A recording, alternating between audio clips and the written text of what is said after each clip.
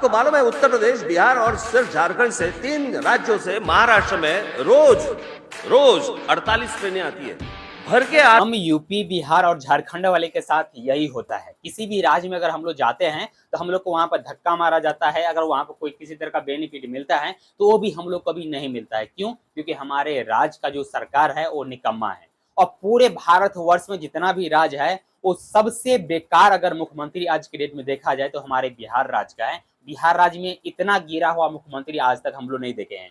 यानी इससे पहले बताया जा रहा था कि बिहार राज्य में जो बलवान लोग थे, जो धनी लोग थे, वो गरीब दुखिया को बहुत सताते थे। लेकिन उस टाइम को हटा के लालू यादव ने दिया। जब लालू यादव का राज था तो वहां पर बताया जा रहा है कि उस टाइम बड़े बड़े जो पूंजीपति लोग थे और बड़े बड़े जो जाति थे वो गरीब जाति लोग को सताते थे। तो अभी हम लोग उससे ऊपर आ गए हैं। लेकिन वहां से ऊपर आने के बाद अभी हम लोग को जरूरत है रोजगार का, और रोजगार देने के लिए हमारे मुख्यमंत्री साहब को होना चाहिए कि हम अपने राज्य में किसी तरह का उद्योग लाऊं जिससे हमारे राज्य का जो भी है युवा उसको यहाँ पर रोजगार मिल सके और यहीं पे अपने घर में रह के रोजगार कर सके। लेकिन हमारे राज्य का जो मुख्यमंत्री है ये अभी तक इसके ऊपर किसी तरह का ठोस निर्णय नहीं लिए हैं। और सबसे बड़ा गलती अभी हम लोग बिहार राज्य यूपी वासी को देते हैं। क्यों? क्योंकि वहां का जो नागरिक है ना वो उनको दिमाग में भूसा भरा हुआ है। इसके लिए भूसा भरा हुआ है कि वहां पर जाति पाति पे हद से ज्यादा वोट देते हैं। लेकिन जब उसके अपने बच्चे के ऊपर आता है कि आपका बच्चा भी कहाँ जॉब करने जाएगा तो उसका ठिकाना नहीं रहता। वो सिर्फ आपसे वोट मांगने आएगा। जब उनको गद्दी मिल जाता है तो 5 साल के लिए वो गद्दी पर सो जाते हैं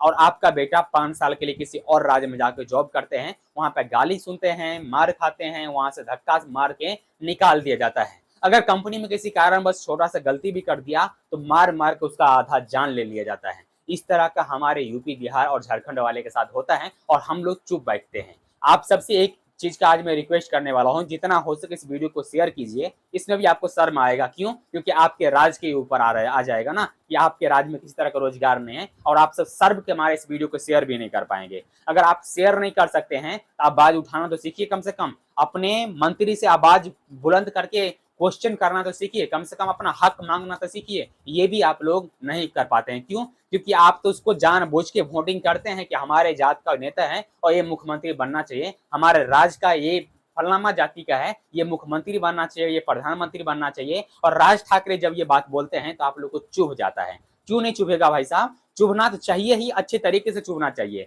जब राज ठाकरे बोलता है कि जब आप वोट डालने जाते हो बिहार में, राशन उठाने जाते हो बिहार में, हर बेनिफिट मिलता है बिहार में, तो रोजगार आप क्यों लेने आते हो महाराष्ट्र में?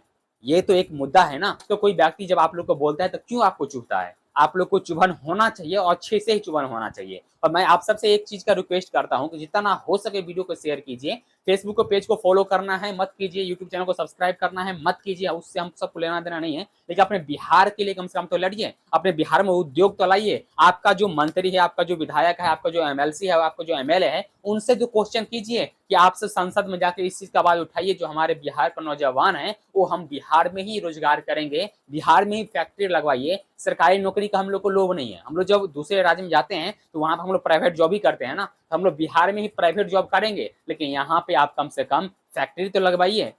क्यों फैक्ट्री लगवाएगा? पानी का बहाव इनका तो है समस्या, सबसे बड़ा समस्या है। आज के में बरसात जब आता है तो बरसात का टाइम है तो नेपाल से इतना पानी छोड़ दिया जाएगा बिहार में कि बिहार पूरे 6 महीना तक पानी में ही डूबा रहता है। इसके ऊपर सरकार को निर्णय नहीं लिया जाएगा। क्यों? जब तक हमारे बिहार में पानी का जो बंदोबस्त नहीं किया जाएगा तब तक कोई कंपनी बिहार में आने के लिए सोचेंगे नहीं। और इससे बढ़ के भी बात ये बताता हूँ कि भाई हमारे बिहार सरकार ना सबसे ज्यादा टैक्स लेते हैं, यानी उनका कमाई सबसे कम है और टैक्स सबसे ज्यादा लेते हैं। इसके ऊपर अगर आप सब आवाज उठाओगे तो यकीन मानिए आपके बिहार में भी रोजगार आएगा और आप सब अपने बिहार में रह के अपने घर से सुबह सुबह हंसते खेलते जाएंगे और जॉब पे जाएंगे और अच्छा नौकरी करेंगे। लेकिन अगर आप अपने मंत्री से, अपने विधायक से, अपने एमएलसी से जॉब नहीं मांगोगे तो यही गाली गलौज मारपीट खाओगे और दूसरे राज्य में रहोगे। अभी आप लोग को बहुत सारा सुकून ये मिलता होगा, ये कोई किसी प्रदेश में ये वीडियो देख रहे हैं तो आप लोग एक चीज सुकून मिलता होगा कि अरे हमारा क्या है, हम तो दूसरे राज्य में आए हैं, हम इतना बड़ा काम कर रहे हैं, हमको क्या लेना देना है इस आवाज में बुलंद करके।